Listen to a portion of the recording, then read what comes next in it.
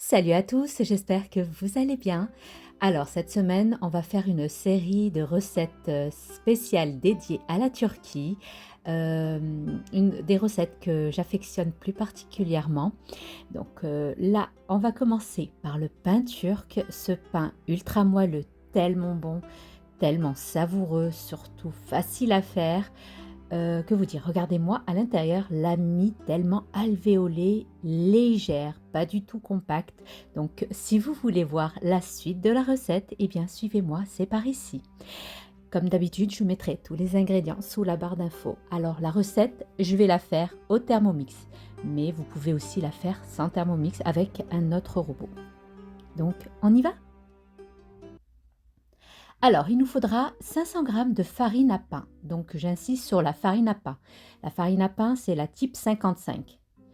Là, une cuillère à soupe de levure boulangère ou de levure fraîche, du sel. Alors moi, dans toutes mes pâtisseries et boulanges, je mets du miel. Si vous n'avez pas de miel, vous pouvez mettre du sucre.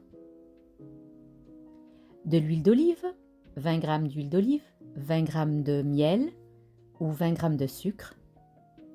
De l'eau, 360 g d'eau. Alors, vous allez sur l'application Cookidoo et vous allez sélectionner pain turc. Donc, vous regardez ce qu'il recommande et on va commencer la recette. Nous allons mettre dans le bol du robot 360 g d'eau. On suit bêtement la recette. Là, il nous demande de mettre 20 g de levure fraîche. Je vais vous donner une petite astuce. Là, moi, je ne mets pas de la fraîche, je mets de la déshydratée. Vous voyez les trois petits points qu'il y a. Là, vous pouvez sélectionner le mode balance. Vous allez sur la balance pour avoir 8 g de levure déshydratée. Puis après, vous cliquez sur le signe de croix, là, et vous revenez à la recette initiale. On fait suivant. On va rajouter, il nous demande 20 g de sucre. Moi, je vais mettre du miel, 20 g de miel. On fait suivant. Et là, il nous demande de fermer ensuite, tout bêtement, la recette. On ferme le couvercle avec le gobelet doseur. Et on va activer 2 minutes 37 secondes, vitesse 2. Pour ceux qui n'ont pas le Thermomix, vous faites tiédir votre eau et vous activez votre levure. Alors, on va rajouter notre farine, 500 g de farine. La farine, j'insiste sur la farine à pain et non la T45, la type 55 ou la type 0. Alors ici, on va mettre 20 g d'huile d'olive. Cette recette, je la fais souvent, surtout en période de Ramadan. Et on va rajouter notre cuillère à café de sel. Le sel, c'est en fonction des goûts de chacun. On fait suivant. On ferme, couvercle avec le gobelet doseur.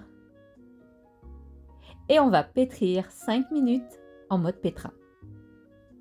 C'est une pâte, je ne vous cache pas, elle est très collante. Pour obtenir la mie alvéolée, il faut que la pâte soit collante.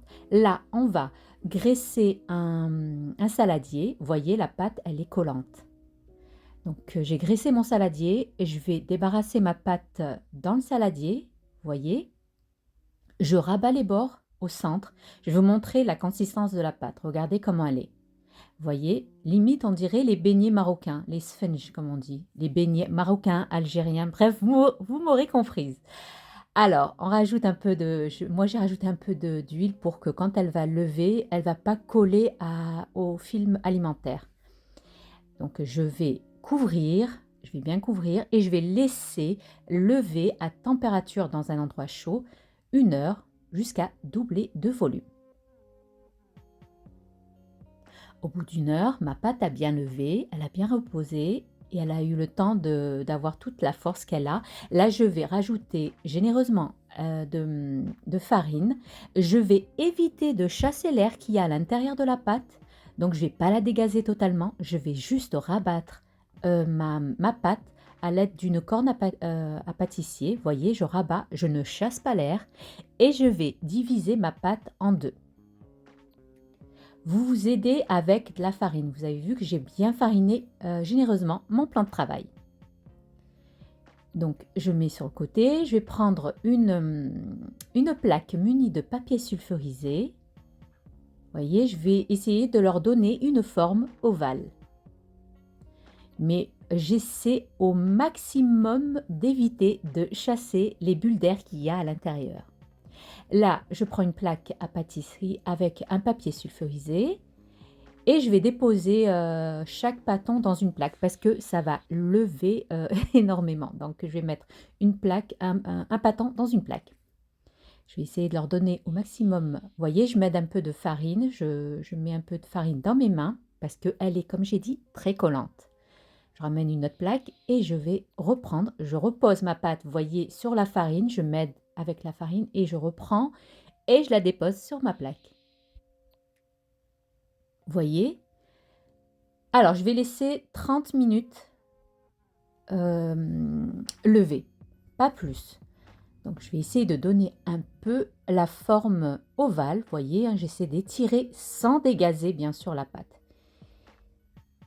Je mets un peu de farine parce que c'est collant, donc je vais laisser 30 minutes. Au bout de 30 minutes, je vais préchauffer mon four à 250 degrés. Moi, mon four, il est très chaud, donc je fais 240 degrés. Là, j'ai battu un œuf avec une cuillère à soupe de crème liquide. Alors, Cookie Dough dit de l'eau. Moi, je préfère, je fais comme les Turcs, je mets de la crème liquide. Ou à défaut, vous mettez une cuillère à soupe de yaourt. Là, je vais badigeonner tout mon pain. Je vais bien badigeonner de tous les côtés. Comme j'ai dit, mon four est préchauffé à 240-250. Et là, je vais leur donner des formes, des stries. Vous voyez, si vous avez des gants, mettez des gants, ça va vous aider à mieux glisser. Parce que parfois, on a du mal. La pâte, elle est très, comme j'ai dit, elle est très collante. Donc, on donne des stries. Vous voyez, vous donnez bien des... enfin, comme vous voyez là sur la vidéo. Alors là, j'ai mis des graines de sésame noires, comme vous pouvez mettre des graines de sésame doré, blanc, ce que vous avez, ou des graines de nigel aussi. Et je vais enfourner pour environ, moi, ça m'a pris 12 minutes. C'est entre 14 et 16. Donc voilà, c'est très chaud. L'odeur du pain tellement bon qui sort, qui s'en dégage, c'est très bon. Là, c'est chaud. Là, je voulais vous montrer le pain, mais il était extrêmement chaud. Et voilà.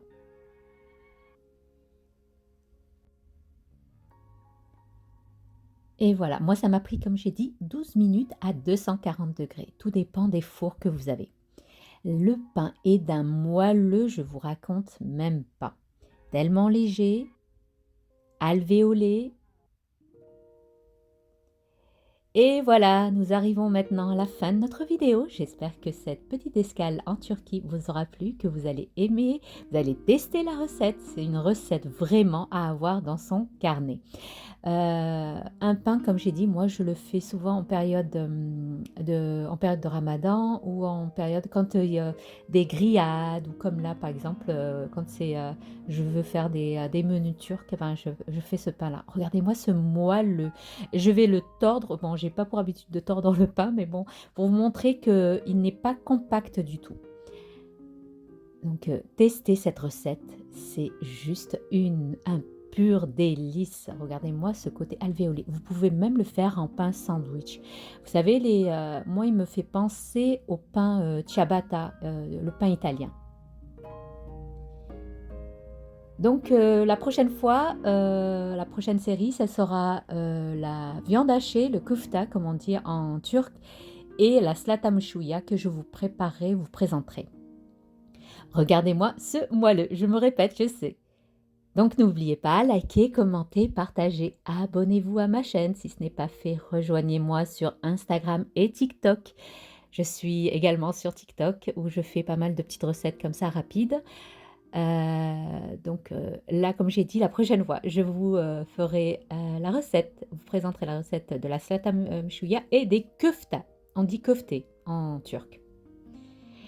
Sur ce, je vous dis, prenez bien soin de vous. À la prochaine vidéo. Bye bye.